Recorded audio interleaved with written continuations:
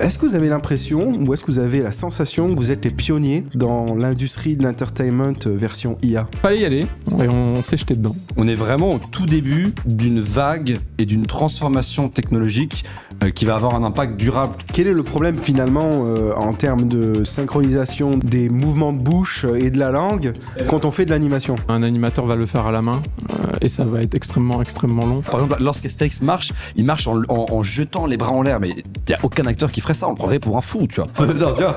Et donc... C'est rare qu'une intelligence artificielle puisse prédire des choses qu'elle n'a pas vues, ou alors si elle fait ça, ça veut dire que ça va être un mélange de choses qu'elle a vues. Vaste sujet. Comme vous le savez, sur Anima Show, on traite de tous les sujets.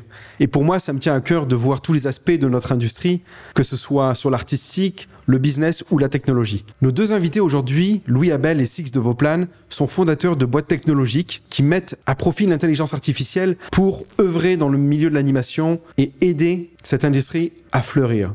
Ils nous partageront les secrets des levées de fonds, ils nous partageront les secrets de la confection de produits en intelligence artificielle et nous discuterons aussi de l'avenir de l'animation au contact de ces nouvelles technologies. J'espère que cette discussion vous plaira. N'hésitez pas à vous abonner, à actionner la petite cloche et surtout à partager cet épisode au maximum de gens. Merci infiniment pour votre soutien. Je vous souhaite une très bonne écoute.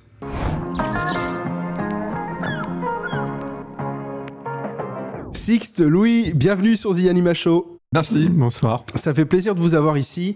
Aujourd'hui, on va faire une petite émission spéciale intelligence artificielle en quelque sorte, parce que vous êtes tous deux fondateurs de sociétés dans l'intelligence artificielle appliquée au milieu de la création, notamment de l'animation. C'est pour ça qu'on en discute aujourd'hui. Est-ce que vous avez l'impression, ou est-ce que vous avez la sensation que vous êtes les pionniers dans l'industrie de l'entertainment version IA? Je veux bien. Pionnier, on espère. C'est clair qu'on est au cœur d'une transformation dans l'animation. Ça bouge beaucoup avec l'intelligence artificielle, on voit ça partout en ce moment. Pionnier, c'est un mot fort quand même. Je dirais plus, on sera pionnier peut-être dans 5 ans où on deviendra des standards, mais pour le moment, je sais pas. Intéressant, hein. Sixte, même... En tout cas, il y a un truc qui se passe quoi dans l'animation. Et tu le sens, tu sens une effervescence. Tu vas sur les marchés, tu vas au MIP, tu vas au Kidscreen, tu vas. Enfin, toi, les gens parlent de l'IA et c'est sur toutes les bouches. Parfois, on en craint, parfois on la regarde avec envie. Mais tu vois, c'est un truc qui pose des questions et moi, je pense que oui, on est pionnier. En fait, je pense qu'il faut le dire quoi. Oui. Non, mais toi, il y a beaucoup d'acteurs qui. Je pense que on est vraiment au tout début d'une vague et d'une transformation technologique qui va avoir un impact durable, tu vois, là-dessus. Et je pense qu'on fait partie des premières entreprises qui ont mis directement l'IA au cœur, et tu vois, au cœur du réacteur, quoi. C'est pas juste une sorte de feature qu'on a mis pour faire plaisir à des investisseurs ou quoi que ce soit. C'est le cœur du modèle tourne avec cette IA. Mais pour les auditeurs, merci en tout cas pour cette réponse. Pour les éditeurs et auditrices qui nous écoutent, on va peut-être parler un peu de vos sociétés à chacun. Donc Louis, tu es fondateur de Dynalips, une société qui est spécialisée dans le lip syncing, c'est-à-dire comment on coordonne les mouvements de bouche avec la parole, en fait, sur les modèles 3D, les modèles d'animation dans le jeu vidéo, etc. Toi, Sixte, tu es patron d'Animage, une société qui, elle, non seulement édite un software qui permet de faire finalement de la motion capture, mais sans motion capture. Ouais. Tu vas expliquer ça en détail. Et puis qui aussi édite des chaînes YouTube et autres plateformes à destination des enfants, quoi. Ouais, pas que sur YouTube. Enfin, on rachète des propriétés, on rachète des IP qui sont nées ou pas d'ailleurs sur YouTube. Donc des propriétés intellectuelles pour ceux qui... Des propriétés intellectuelles. Des anglicismes. Désolé, il faudra me rappeler souvent là-dessus. Mais du coup, des propriétés intellectuelles qu'on essaie de transformer en franchise. En fait, notre but, c'est de créer les franchises de demain, les méga franchises de demain, avec une approche qui est à la fois qui s'appuie sur la data. On utilise toutes les datas de YouTube pour pouvoir mieux comprendre des audiences et construire des contenus qui résonnent localement, culturellement auprès des audiences.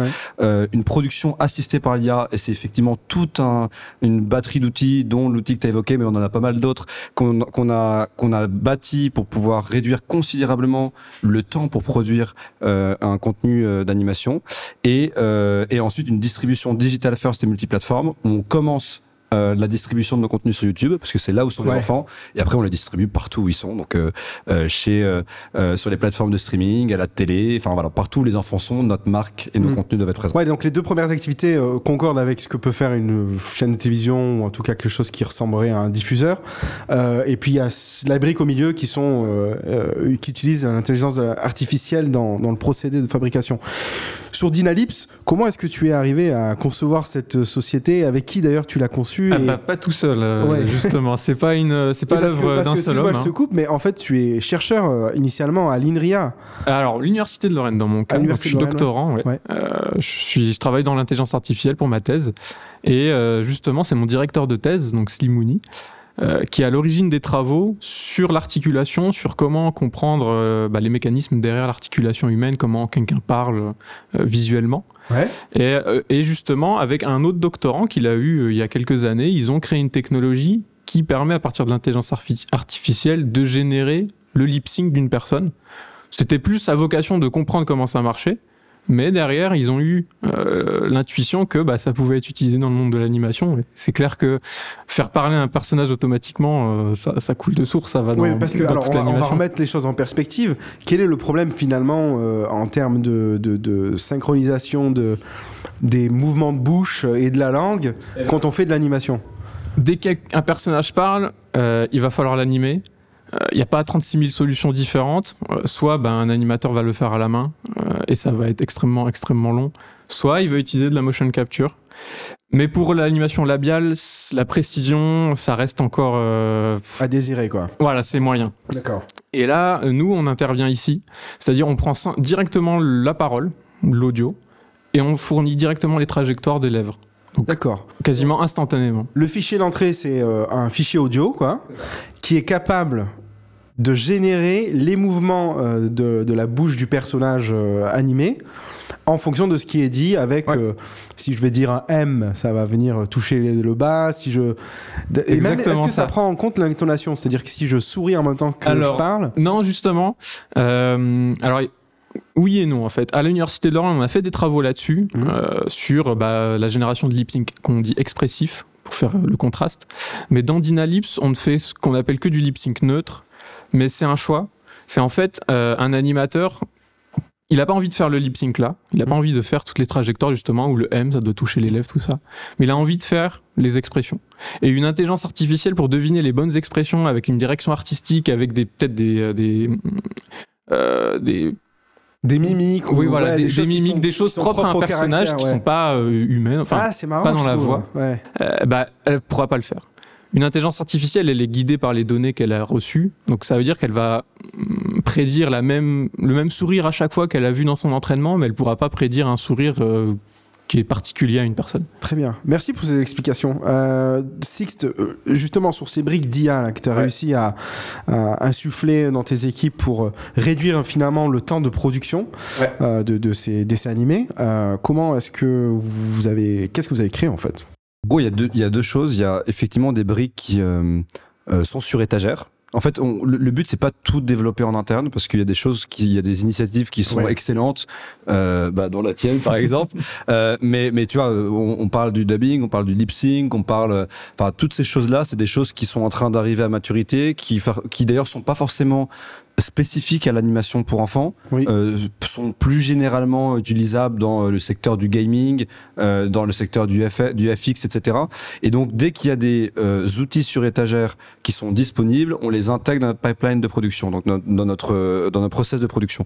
En revanche, il y a des éléments qui sont spécifiques à l'animation pour enfants, notamment, et comme tu l'évoquais, le fait que il y a deux grosses spécificités. Les personnages dont on parle n'ont pas des dispositions corporelles qui sont celles d'un humain. C'est pas des humanoïdes. Tu penses à Pat Patrouille, à Pocoyo, à Obélix. Parfois, ils ressemblent à des humains, mais c'est pas les têtes sont plus grosses, les proportions sont pas du tout les mêmes. Tout à fait, ouais. Hola, petite interlude pour remercier nos sponsors 22D Music, la société qui accompagne depuis plus de 20 ans les acteurs de la production audiovisuelle dans la gestion de leurs droits musicaux et dans la composition musicale. Ainsi que Toon Boom, la société qui édite les logiciels d'animation 2D, de storyboard et de gestion de la production. Merci à eux.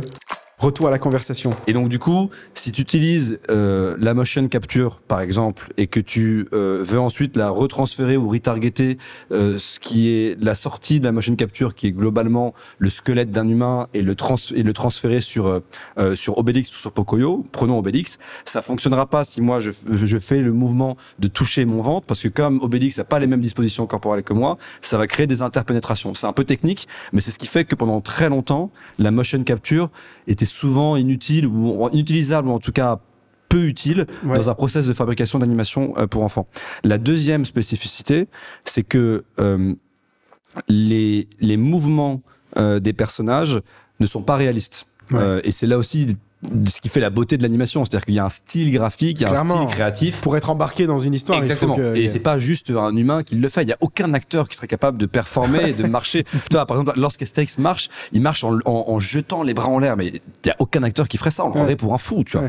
Et donc, du coup, le but, c'est de pouvoir regarder comment est-ce que, on arrive à prendre en compte les dispositions corporelles qui sont propres et spécifiques au personnage, et comment prendre en compte le style créatif et le style d'animation qui est propre aussi au personnage.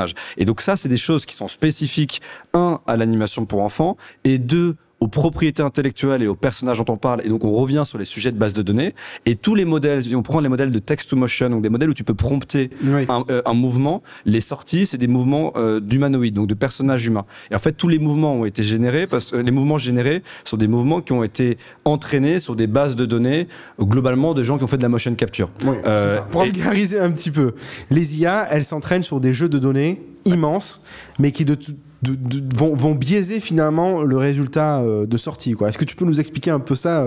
Est-ce que tu vulgarises mieux que moi sur ce sujet? Je peux très bien. Je peux prendre l'exemple justement de mon sujet de thèse, parce que ça va rentrer complètement dans ce cadre-là. Donc moi, je travaille sur la génération des gestes du corps à partir de la parole. Donc à peu près la suite de Dynalips, on va dire. Et du coup, on va entraîner un modèle à partir des données, dans mon cas, du coup, bien des données d'une personne qui va parler avec de la motion capture. Et l'intelligence artificielle va essayer de comprendre le lien entre la parole et le mouvement, par exemple. Donc là, c'est un cas précis. Et au fur et à mesure qu'elle s'entraîne, elle va comprendre que à chaque fois que je fais un mot, je vais faire peut-être un geste. Sur une phrase où je suis content, je vais peut-être faire plus de gestes, ce genre de choses. Et une fois entraînée, normalement, si tout va bien, si on lui redonne une entrée à peu près similaire, elle va faire un geste qu'elle a déjà vu. Donc on est sur un peu de la reproduction de comportement qu'on va avoir. Et comme tu dis, ça va biaiser les choses parce que c'est rare qu'une intelligence artificielle puisse prédire des choses qu'elle n'a pas vues. Ou alors, si elle fait ça, ça veut dire que ça va être un mélange de choses qu'elle a vues. Mais on ne pourra jamais sortir d'un cadre... Ce que Sam Altman appelait l'hallucination, quoi. C'est exactement ça. En fait, c'est vrai que là, on est au début de 2024. Pour ceux qui regarderaient cette émission plus tard, etc. 2023, ça a été le florilège de toutes les IA génératives, et notamment l'arrivée de ChatGPT qui a vraiment démocratisé, en tout cas sur l'aspect textuel, et pas que, parce qu'avec DALL-E, on commence à rentrer aussi dans la génération d'images. Et s'ensuit des mid-journées, Runway, des Picalab, etc. Il y a même là des initiatives par Google où on commence aussi à rentrer dans l'animation d'images à partir de prompts, et ça commence à être assez sérieux. Moi, j'ai toujours cette question, et c'est une question que j'ai posée à d'autres invités d'ailleurs. Est-ce que vous pensez qu'à un moment, on ira voir des films uniquement générés par des IA, quoi, que ce soit dans le récit, dans l'image, dans l'animation et dans finalement tout ce qui comporte l'œuvre? Est-ce que c'est possible un jour ou pas? Techniquement, ou est-ce qu'on veut regarder ce genre de film? C'est une bonne question. C'est pas la même chose. Je pense que il y a un point de vue éthique, moral, même finalement. En gros, techniquement, il y a, tu vois, si tu compares des films médiocres où tu vois, non mais il faut regarder, tu vois, à quelque chose à ce que pourrait faire l'IA dans 5 ans. La réponse, elle est oui, tu vois. On serait capable d'arriver à un niveau de qualité qui soit bon sur un certain nombre d'éléments, tu vois. On sait qu'aujourd'hui, tu prends pour un peu vulgariser, tu as 2 types de modèles IA aujourd'hui, tu as 2 écoles. Tu as l'IA qui est sur du 3D, donc tu as le text-to-motion. Donc là, c'est quand tu veux rester dans un environnement 3D, c'est clé pour le monde du gaming et notamment pour le monde de l'animation aujourd'hui, si tu veux avoir une contrôlabilité de tes mouvements et une contrôlabilité de la création que tu vas faire. Et après, tu as d'autres modèles qui sont des modèles de texte ou vidéo. Runway, Picalabs où tu promptes et tu as en sorti une vidéo.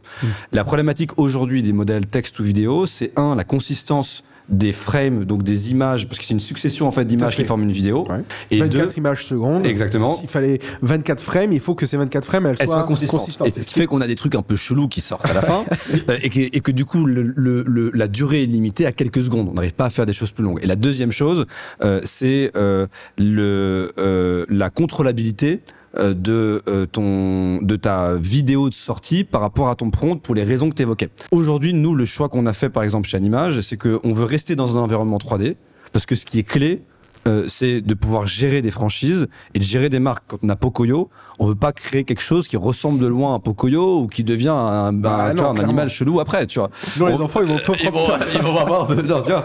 Et donc on veut que ce soit Pocoyo du début à la fin. Ouais. Et donc c'est pour ça que nous on n'utilise pas les modèles text ou vidéo et on s'est concentré sur des modèles text to motion ou sur des modèles d'animatics to motion. Donc animatics c'est les dessins, c'est la suite de storyboard avant la création d'animation pour pouvoir justement répondre à ces problématiques de contrôlabilité et de consistance de l'image. Mais honnêtement, dans 5 ans, est-ce qu'on arrivera à avoir quelque chose qui durera 30 secondes, par exemple, en texte ou vidéo, 45 secondes, possible? Ça, en fait, tout dépend de la puissance de calcul qu'on est capable de faire, parce qu'à la fin, tout ça, c'est juste une histoire de puissance de calcul et de taille de base de données que tu es capable de pouvoir absorber. C'est ce qu'on appelle la mémoire de ces modèles-là. Ouais. Toi qui es chercheur, est-ce que tu vois l'émergence de toutes ces IA génératives comme une bonne chose et est-ce que tu arrives à te tenir à la page parce que ça va très vite? Deux questions. Alors, deux questions dans l'une. Oui. La première... Alors déjà, rester à la page, non. C'est impossible. Il y a énormément de laboratoires qui sortent tous les jours des papiers. Justement, tu parlais de ChatGPT. Toutes les semaines, il y avait une nouvelle version. Il y avait un concurrent qui produisait un nouveau modèle en disant, voilà, moi, il est meilleur. Il répond mieux, plus consistant. Et toutes les semaines, on ne pouvait pas suivre. Donc non, ça c'est... Impossible. Ça va super vite et c'est pas prêt de s'arrêter, je pense. Et la première partie, c'était sur est-ce que tu vois cette émergence d'IA générative comme une bonne chose, ouais. Oui et non, je suis partagé. D'un côté, je suis dans la recherche, j'adore voir les choses bouger. De l'autre côté, il y a toujours quand même des problématiques d'éthique, comme tu disais. Surtout, la problématique principale, ça va être le droit des données. Elles viennent d'où ces données, l'utilisation qu'en est faite. Typiquement, tu mentionnais le fait que les gens peuvent avoir peur de perdre leur métier ou ce genre de choses. Donc, c'est des problématiques qui nous intriguent. C'est des choses qui vont évoluer. Enfin, c'est comme quand on est passé du cinéma muet au cinéma parlant. En fait, c'est quelque chose qui est tellement disruptif que oui, la loi l'a jamais pensé au fait qu'on puisse le faire. Mais c'est pas parce que la loi l'a jamais pensé maintenant que la loi elle va pas évoluer. Et je pense que c'est justement nous, en tant qu'entreprise pionnière et toutes les entreprises qui veulent mettre de l'IA, de pouvoir regarder comment est-ce qu'on recrée un cadre légal qui permette de fonctionner pour toutes les parties prenantes, les auteurs, les artistes, les écrivains. Enfin, comment est-ce qu'on arrive à bien recréer la valeur? À chaque disruption technologique, dans chacun des métiers, il y a toujours eu cette question de dire mais il y a un problème sur le partage. On avait la même chose au début de Spotify. Exactement, sur le streaming, j'avais parlé du streaming audio. Il y a eu effectivement, ça a secoué toute l'industrie musicale. Et pourtant, aujourd'hui, on a un modèle qui, peu ou prou, quand même réussit à redistribuer la valeur auprès des artistes. Bon, alors Spotify est pas rentable, donc la valeur, pour l'instant, on sait pas comment est-ce qu'elle est. Mais en tout cas, les artistes, font des revenus à partir de leur stream, tu vois. Après, il y a peut-être un problème de répartition entre les artistes de la long tail, c'est-à-dire qui sont peu écoutés, de ceux qui sont des hits, et bon voilà, il y a peut-être encore un rééquilibrage à apporter. Mais pour revenir sur le cadrage juridique, là aux États-Unis, on est en train de prendre le sujet en main. En Europe aussi, mais pas forcément sur des choses qui sont liées à la création.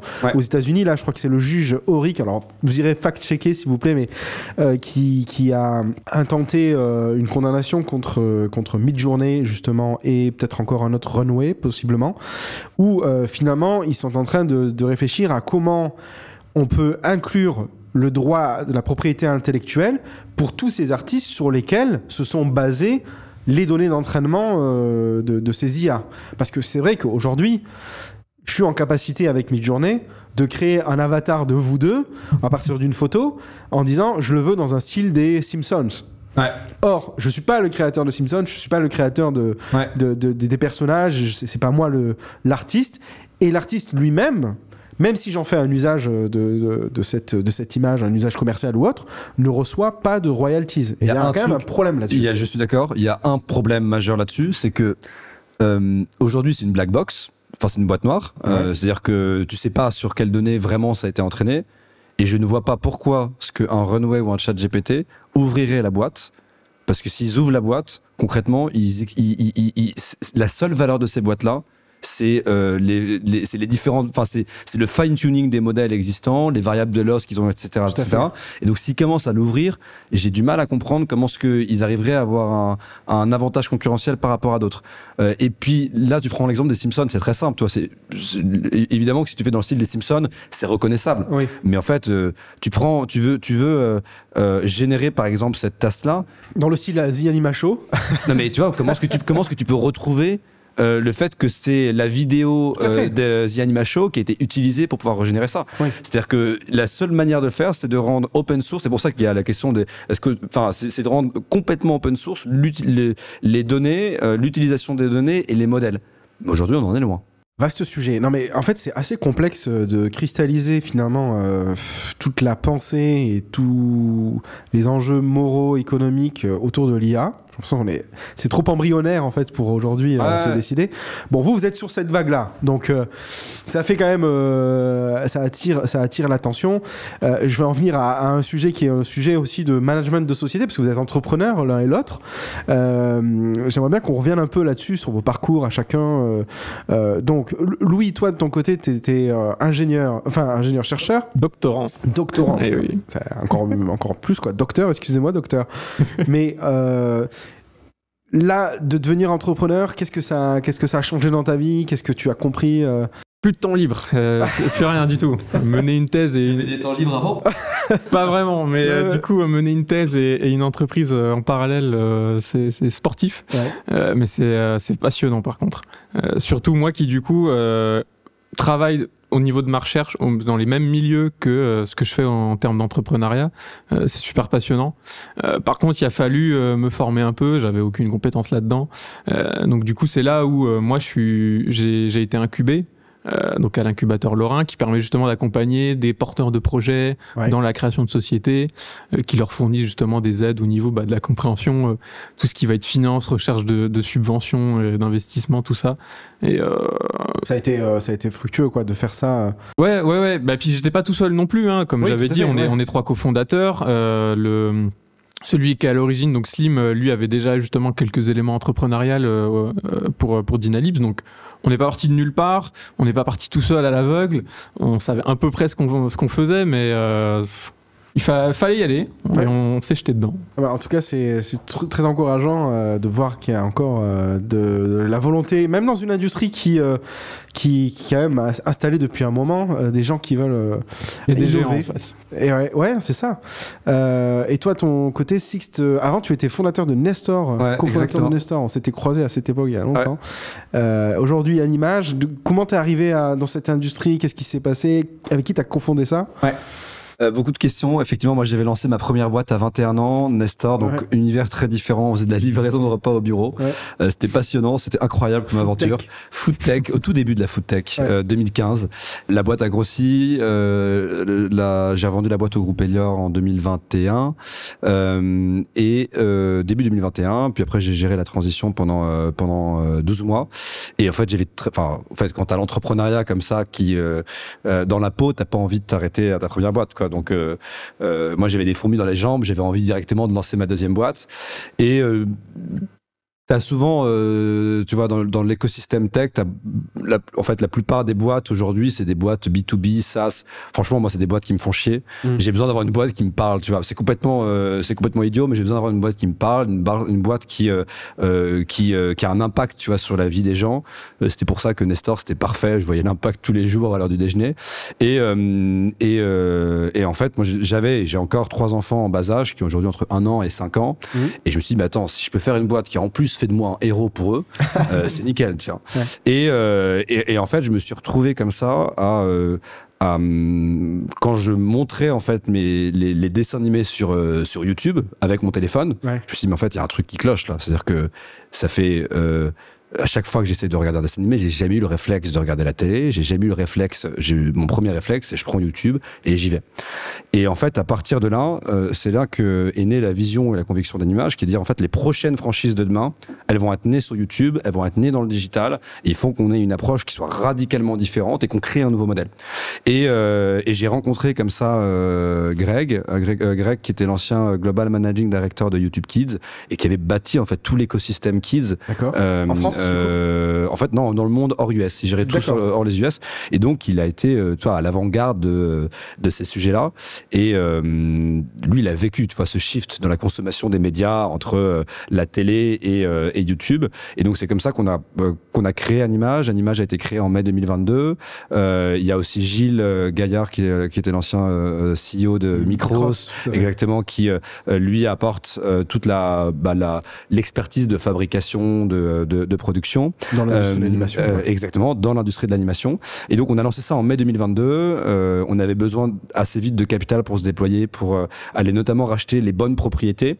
Et donc, on a levé au bout de quelques mois 100 millions pour aller à la fois racheter les meilleures propriétés dans le monde et les transformer en franchise et investir massivement dans l'IA sur les objets qu'on a évoqués pour pouvoir justement créer un outil qui permette de résoudre en fait ce qui est aujourd'hui une problématique majeure pour les producteurs d'animation actuellement, qui est comment est-ce que je finance mon show dans un monde où les chaînes de télé n'ont plus assez de capacité de financement puisqu'elles ont moins d'audience et que mes coûts de revenus publicitaires. Et donc moins de revenus publicitaires à la fin. Et donc moins du coup de capacité de financer son Après, il y a un autre business qui est la SVOD donc, et tout le streaming. Netflix, HBO Max et puis il y en a plein d'autres qui se partagent les parts de marché, on va dire.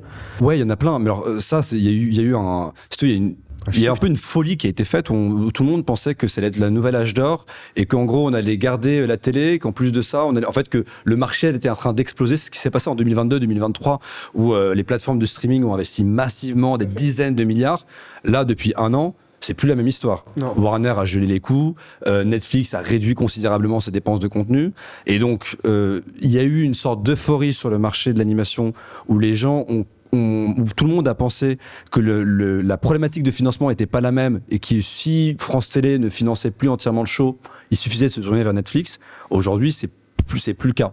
Et donc, ce qui pose problème aujourd'hui, c'est que si on n'a pas les audiences dans le digital et qu'on n'est pas présent sur YouTube, par définition, on se coupe une partie des audiences et donc une partie des revenus publicitaires. Ouais. YouTube, c'est 30% des audiences aujourd'hui aux US pour les enfants de 2 à 11 ans. Et deux, si on n'a pas un outil de fabrication qui réponde et qui fonctionne dans l'économie du digital, et qui nous permettent de pouvoir exister sur YouTube et exister sur les autres plateformes, en fait, on est bloqué dans un modèle qui fonctionnait lorsque la télé était prédominante dans le cas des audiences, mais qui ne fonctionne plus dans un monde où c'est YouTube et les plateformes SVOD qui sont prédominantes. Ouais, c'est l'équation économique qui ne tient pas en fait tient plus du tout. En termes de production, diffusion quoi. Ouais. Il y a une autre industrie aussi dont on parle souvent aussi sur The Anima Show, c'est le jeu vidéo. Et sur le jeu vidéo, Dynalips, vous avez déjà des clients en fait qui utilisent vos... C'est en cours. Rien de définitif, pas encore de jeu sorti qui embarque notre technologie malheureusement. Peut-être l'année prochaine. Et c'est cette industrie du jeu vidéo justement qui elle aussi comporte des IP, elle aussi comporte des grosses audiences de plus en plus. Et je vais même aller plus loin. J'ai eu récemment une discussion avec les 2 personnes qui s'occupent de la régie au son et à la réalisation ici, qui me racontaient qu'ils pouvaient passer des soirées en se connectant sur les jeux vidéo, en streaming, en live, et se retrouver avec des amis qui sont d'ailleurs pas forcément sur la même géographie, et c'est comme ça qu'ils vont consommer leur soirée. Mais pour moi, alors je suis peut-être un gros boomer, mais pour moi c'est quelque chose qui m'étonne quoi. C'est-à-dire que Avant, on allait peut-être au cinéma avec des copains, etc. Maintenant, on se connecte sur les jeux vidéo. Mais tu sais, il y a 10 ans, ça nous étonnait que la génération, enfin, comme par exemple ma génération, passait sa soirée sur YouTube à regarder des gens qui se filmaient avec leur webcam, tu vois. Ouais, alors qu'aujourd'hui, il y a toute une industrie YouTube, tout à fait. Et donc, du coup, dans l'univers du jeu vidéo, est-ce que tu as vu d'autres intelligences artificielles qui t'ont marqué? Il y en a plein.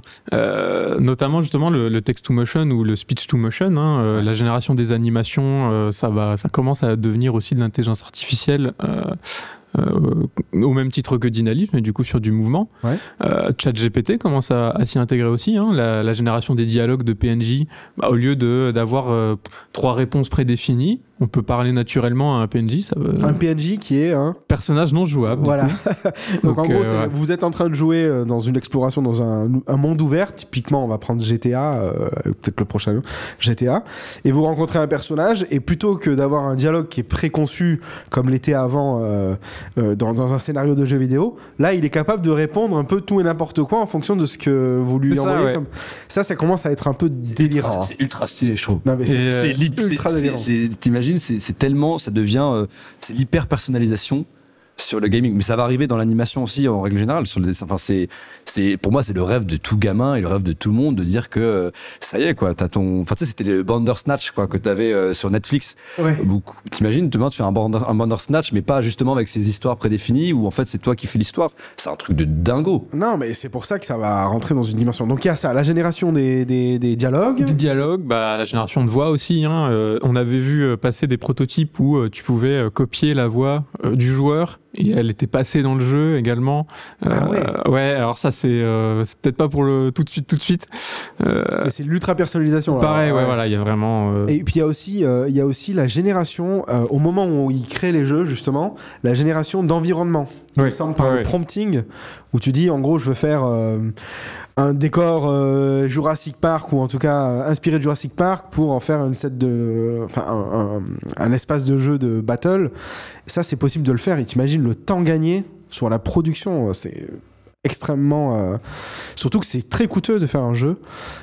Donc, jeux vidéo, animation, VFX aussi. Ouais. On va de plus en plus avoir d'IA qui vont venir générer les choses. Et justement, on a parlé de ça la fois dernière avec d'autres invités, sur le fait que potentiellement demain, on va pouvoir utiliser des avatars, des exacts avatars à l'identique de tous les superstars qu'on a pu connaître dans notre vie. Donc, je sais pas moi, De Niro, qui dans quelques années peut-être disparaîtra malheureusement, mais on pourra continuer à faire des films avec lui, et peut-être Le Parrain 8 avec De Niro et son jeu, sa voix et tout ça. Est-ce que, je sais pas si on a envie de ça, mais c'est totalement possible de le faire si lui-même donne son accord, quoi. Donc voilà, enfin, tout ça, je veux dire, c'est la prospective, mais ça nous ramène au fait que vous êtes au début de cette révolution, et je voulais savoir quels étaient vos plus gros obstacles.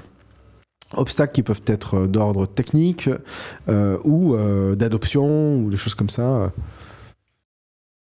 Alors des obstacles techniques, t'en as tous les jours, quoi. Non mais c'est le cœur du truc. On est tellement au début que tu défriches, quoi. Donc t'arrives et puis tu vas sur un chemin, tu vois que ça passe pas, tu fais demi-tour, tu vas sur l'autre chemin et tu testes d'autres choses. Donc ça c'est beaucoup d'obstacles qu'on a, mais c'est ce qui fait, tu vois, la beauté de ces modèles-là.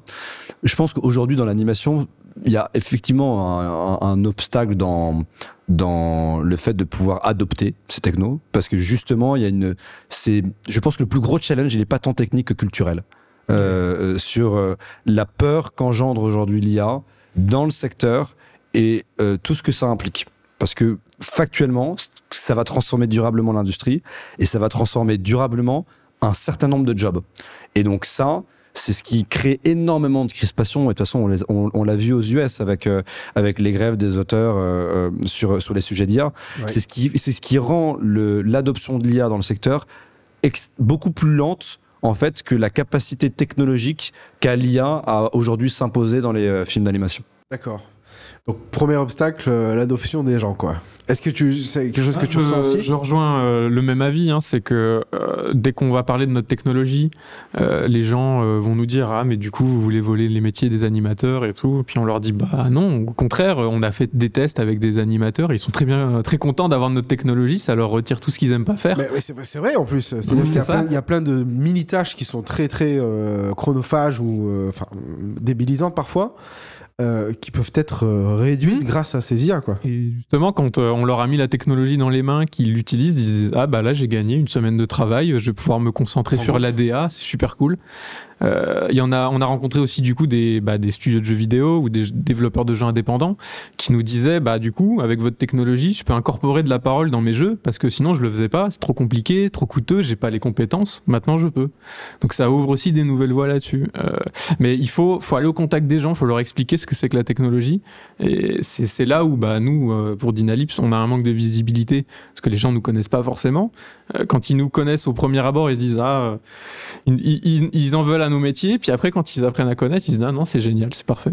Ouais, c'est marrant, il y a toujours cette barrière un peu psychologique à dépasser, quoi. Ouais. En fait, c'est pas le sujet, il est complètement passionnel, quoi, chez les gens. Tu utilises le mot IA, en fait, c'est clivant, quoi. C'est ultra clivant. Enfin, en vrai, t'as quand même aujourd'hui, t'as deux grosses écoles, notamment dans l'animation, quoi. T'as une école de personnes qui ne veut pas entendre parler d'IA pour toutes les raisons qu'on a évoquées. Et certaines raisons sont bonnes, tu vois, sur les sujets juridiques, etc., etc. Et après, t'as une autre école qui dit en fait, l'IA va pas voler vos jobs, va pas. Enfin, tu vois, ça va transformer les jobs, mais l'IA par définition en fait je pense que il y a un outil qui s'il est bien utilisé peut faire beaucoup de bien à l'industrie parce qu'il permet de pouvoir remettre les ressources sur les sujets créatifs, sur les sujets en aval plutôt que sur les sujets techniques ou les sujets qui étaient beaucoup plus chronophages, qui apportaient pas forcément ou un peu moins de valeur. Et nous, c'est ça notre thèse, quoi. Et par exemple, Guillermo, qui est le directeur créatif de Pocoyo, ou même Billy, qui est le directeur créatif des Hey Kids, en fait, à chaque fois, ils sont demandeurs pour avoir des outils d'IA, parce que c'est autant d'outils qui leur permettent de pouvoir donner vie à leur imagination et à leur création beaucoup plus rapidement. Il n'y a rien de plus frustrant quand tu imagines ou quand tu dessines sur ton storyboard que d'attendre 6 mois que de le voir à l'écran, alors que si tu veux, ça t'a pris quelques minutes pour le faire et que tu as juste envie de le voir et tu as envie d'itérer. Parce qu'en fait, peut-être que tu te rends compte que ça ne marche pas. Et le fait que ça prenne du temps, c'est ce qui fait que tes itérations créatives sont beaucoup plus faibles et que du coup, notamment lorsque tu as des problématiques de budget, quelle est la première chose que tu enlèves ? Les retakes d'animation, donc les itérations créatives. Et donc l'IA te permet au même budget de pouvoir faire plus de retakes, donc plus d'itérations créatives, et donc à la fin, une meilleure qualité de ton show. Il nous vend bien les choses. Mais justement, il y a un enjeu plutôt sur le chemin entrepreneurial, la levée de fonds. Donc cette levée de fonds assez impressionnante, 100 millions, c'est pas rien. Il y a de la dette, il y a de l'equity. Ouais. Tu as dans tes investisseurs Kima, Xange, Daphne. On a un fonds américain, Leftlane, Résonance aussi. Voilà. Aujourd'hui, le discours qui résonne auprès d'eux en termes de thèse, est-ce que c'est le côté on est là pour créer les IP de demain? Et en fait, c'est ça qu'ils achètent en mode peut-être qu'on a un futur Disney ou Illumination et pourquoi pas lui donner les moyens de s'envoler, quoi. Ou est-ce que c'est le côté je suis là pour réduire les coûts de production et donc le temps de fabrication dans l'animation? Ouais, non, c'est vraiment le premier. On est en fait, je crois pas à la tech en tant que telle, toi, juste tout seul. Et on n'est pas une boîte 100% tech. La tech est là pour apporter de la valeur à l'IP. Et donc pour la propriété intellectuelle, désolé. Ouais. Elle est là au service de la propriété, elle est là au service de l'histoire. Et on est avant tout une boîte de propriété intellectuelle, une boîte dont son métier c'est de se raconter des histoires, de raconter les meilleures histoires et de créer les meilleures marques. Et donc ce qui a intéressé nos investisseurs, c'est en fait cet ensemble-là, c'est ce modèle et ce nouveau modèle qu'on est en train de créer, où on essaye de créer ce qu'a très bien créé en fait Disney il y a 100 ans, dans leur capacité à pouvoir construire, développer, produire, distribuer les franchises et les histoires qui ont fait rêver des générations entières, mais que nous, on essaye d'appliquer ou qu'on essaye de reconstruire sur un monde qui est devenu complètement digital, sur un monde qui est devenu complètement fragmenté en termes d'audience, où il faut plus simplement être à la télé, mais il faut être sur l'ensemble des outils, y compris effectivement le gaming, qui est une part majeure sur lequel il faut être présent, et dans lequel l'IA est le seul moyen aujourd'hui qui est donné aux propriétaires de marques, de franchises, de pouvoir dérouler cette stratégie multiplateforme en étant capable de produire plus de contenu, plus souvent, et optimisé pour chacune des plateformes et personnalisé pour chacune des audiences. Ouais. Et donc c'est ça, cet ensemble-là qui prennent. Qui fait le bon cocktail. Vous avez vu passer la news comme quoi, je sais pas si c'est fait ou pas, mais Disney qui prend une participation dans Epic Games. Ouais. Epic Games qui est l'éditeur de Fortnite. Et d'ailleurs, ils ont mis une partie de leurs IP à disposition dans le jeu. Bon, moi je voyais les choses venir, ça fait un moment qu'on entendait un peu parler de ça, mais là c'était quand même assez bluffant de voir le trailer là-dessus. Est-ce que, je sais pas si t'es un gamer Total. Ouais, pour ça, je me reconnais bien dans l'anecdote que tu as dit. Quand tu vois arriver justement des mondes comme ça qui proviennent de notre enfance ou des Star Wars, des choses comme ça qui débarquent dans un jeu, qu'est-ce que ça te fait et qu'est-ce que ça t'évoque? C'est génial. Ouais. C'est-à-dire c'est la convergence des deux, et qu'est-ce que ça évoque pour toi dans l'avenir en fait? Qu'est-ce que tu... Moi je trouve ça génial parce que c'est clair que des fois on va regarder des films au cinéma et puis on se dit j'aimerais bien aller dans cet univers, faire des choses un peu plus différentes, et les jeux vidéo je trouve que c'est un bon moyen de faire ça, où justement on peut se projeter dans un univers qui nous plaît, et c'est là où l'intelligence artificielle va être nécessaire pour aider à la production de ces contenus qui sont quand même extrêmement longs. Un jeu sur Star Wars, voilà. Star Wars The Old Republic, je l'ai pensé quoi. Non mais c'est vrai, c'est magique ces trucs-là. Si on a ça à l'heure d'aujourd'hui avec un contenu produit par une IA, on n'en finirait jamais de ce jeu. Tu vois, que je te parlais de dialogue généré automatiquement, tu pourrais avoir ça pour tous les personnages de l'univers, et puis tu serais au plein cœur du film de ton enfance, quoi. En fait, il suffirait que Apple rachète Epic Games et rachète Disney, et là on se retrouve avec les Apple Vision, avec un monde Star Wars, et en fait on sort plus jamais de ce monde, quoi. Mais en plus il y a des papiers de prospective qui indiquent que demain il y aura toute une économie dans ce monde virtuel. Et c'est un peu le cas aujourd'hui, c'est-à-dire que tu as des GTA en ligne qui se jouent sur Twitch, où il y a des transactions qui s'opèrent. Roblox, c'est une économie parallèle. Hein. Enfin, Roblox, tu prends les... Enfin, t'as des jeux, et t'as des jeux... Enfin, je sais pas combien ça génère. Je crois que les premiers génèrent plusieurs dizaines de millions par an. Genre, je crois 50 millions le premier. Le premier jeu sur Roblox? Ouais. Et en plus... Hallucinant. C'est des éditeurs qui en bénéficient. Donc en plus, il y a toute une économie avec des effets d'externalité positive, pour prendre des mots un peu économiques. Mais en gros, c'est ce qui se passe, et c'est assez bluffant.